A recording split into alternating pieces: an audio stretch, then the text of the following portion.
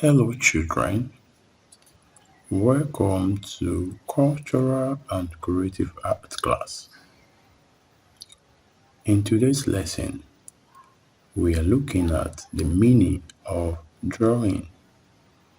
The meaning of drawing. Drawing is the art of making pictures of living and non-living things on drawing paper, cardboard, and so on, using appropriate materials. Drawing is a form of visual art. Drawing is a form of visual art. Let's quickly look at drawing materials.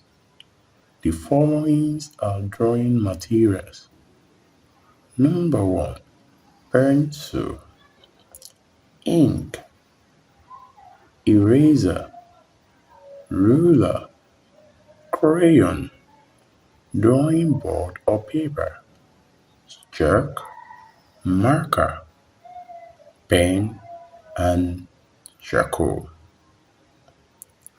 I believe by the next class you will provide all the materials needed for drawing.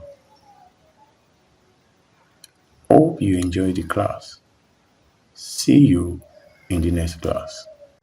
Please subscribe to this channel, like, and turn on the notification button for more videos like this.